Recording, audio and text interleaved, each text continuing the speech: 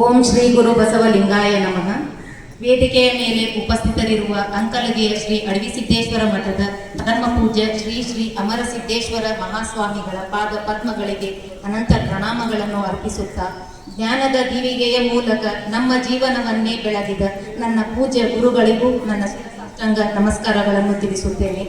12ನೇ ಶತಮಾನದ ಶರಣ ಪರಂಪರೆಯನ್ನು ಸಾರುವ ಅಡವಿಸಿದ್ದೇಶ್ವರ ಪುಣ್ಯಕ್ಷೇತ್ರದ ತ್ರಿವಿಧ ದಾಸೋಹ ನೀಡುವ ಕರ್ಮಭೂಮಿಯಲ್ಲಿ ಕುಂದರ ನಾಡಿನ ಅಂಕಲಗಿಯ ಅಡವಿಸಿದ್ದೇಶ್ವರ ಸಂಯುಕ್ತ ಪದವಿ ಪೂರ್ವ ಮಹಾವಿದ್ಯಾಲಯವೂ ಒಂದು. ಇದು ನಮ್ಮ ಹೆಮ್ಮೆಯ ಶಿಕ್ಷಣ ಸಂಸ್ಥೆಯಾಗಿದೆ. ನಮ್ಮ ಶ್ರೀ ಅಡವಿಸಿದ್ದೇಶ್ವರ ಮಠ ಇದು ಕೇವಲ ಅಧ್ಯಾತ್ಮದ ಕೇಂದ್ರವಲ್ಲ, ಇದೊಂದು ಜ್ಞಾನದ ಗಂಗೋತ್ರಿ. ಮಠದ ಪೂಜ್ಯರು ಹಾಕಿಕೊಟ್ಟ ದಾಸೋಹದ ಹಾದಿ ನಮಗೆ ಹಂಚಿ ಉಣ್ಣುವುದನ್ನು ಕಲಿಸಿದೆ. ಈ ಮಠದ ನೆರಳಿನಲ್ಲಿ ನಾವು ಕಲಿತ ಸಂಸ್ಕಾರಗಳೇ ನಮ್ಮ ಜೀವನದ ನಿಜವಾದ ಆಸ್ತಿ ಎನ್ನಬಹುದು. ಅಂಕಲಗಿಯ ಹಸಿರು ಮಡಿಲಲ್ಲಿ ಅಕ್ಷರ ಕಲಿತ ಜೇನು ನಾವು ಶ್ರೀ ಅಡವಿಸಿದ್ದೇಶ್ವರರ ಕೃಪೆಯಲ್ಲಿ ಬೆಳೆದ ಸಂಸ್ಕಾರದ ಹೂವು. 20 ವಸಂತಗಳ ಹಳೆಯ ನೆನಪಿನ ಬುತ್ತಿ ಬಿಚ್ಚಲು ಬಂದಿವೆವು.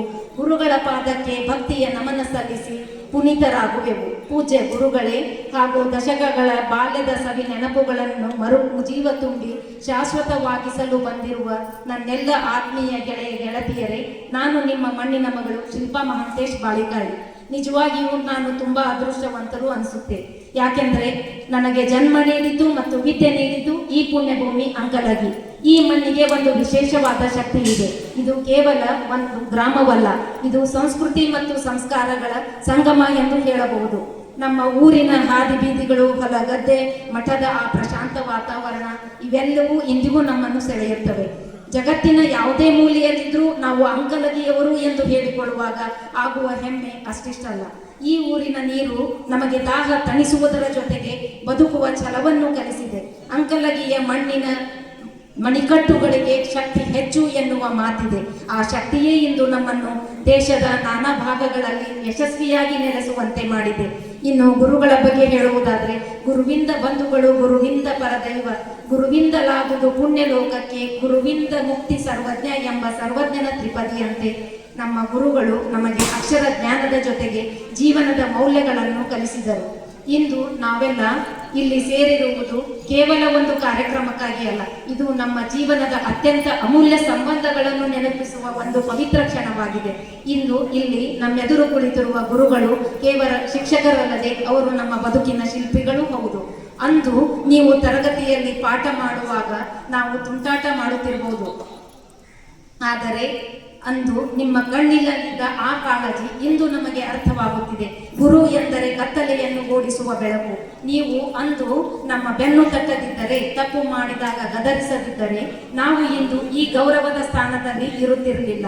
ಅಂಕಲಗಿಯ ಮಠದ ಈ ಶಾಲೆಯ ಗೋಡೆಗಳಿಗೆ ನಾವು ಅಂದು ಬರೆದ ಅಕ್ಷರಗಳು ಇಂದು ನಮ್ಮ ಬದುಕಿನ ಮಂತ್ರಗಳಾಗಿವೆ.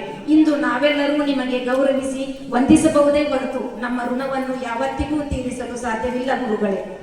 ಹಾಗೆಯೇ ವೇದಿಕೆಯ ಮೇಲೆ ನಿಂತಾಗ ನನಗೆ ನನ್ನ ತಂದೆಯವರಾದ ಶ್ರೀ ಮಹಾಂತೇಶ್ ಬಾಳಿಕಾಯಿ ಅವರ ನೆನಪು ಮರುಕಳಿಸುತ್ತಿದೆ.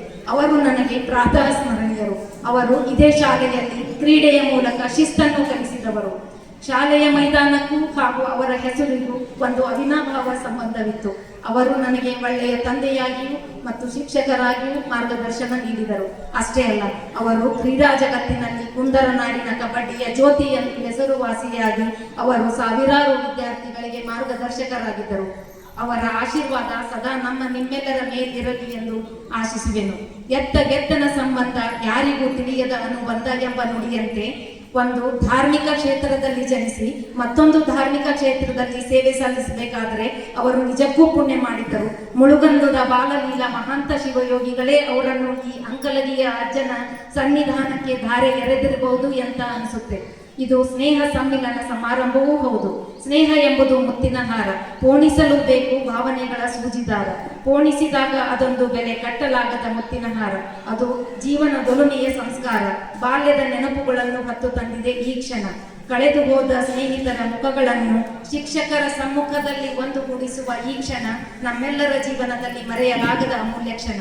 ಸ್ನೇಹಿತರೆ, 20 ವರ್ಷಗಳ ನಂತರ ಮತ್ತೆ ನಾವೆಲ್ಲರೂ ನಮ್ಮ ಶಾಲೆಯ ಆವರಣದಲ್ಲಿ ಸೇರಿದ್ದೇವೆ. ಗೆಳೆತನ ಸಿರಿತನ ಮತ್ತು ಬಡತನಕ್ಕಿಂತ ದೊಡ್ಡದು. ನಾವೆಲ್ಲರೂ ಅದೇ ಹಳೆಯ 10ನೆಯ ತರಗತಿಯ ವಿದ್ಯಾರ್ಥಿಗಳು. ಅಂದು ಶಾಲೆಯಲ್ಲಿ ಕುಳಿತು ಹಂಚಿಕೊಂಡು ತಿಂದ ರೊಟ್ಟಿಯ ಸವಿ ಇಂದು ಯಾವ 5 ಸ್ಟಾರ್ ಹೋಟೆಲಲ್ಲಿಯೂ ಸಿಗುವುದಿಲ್ಲ.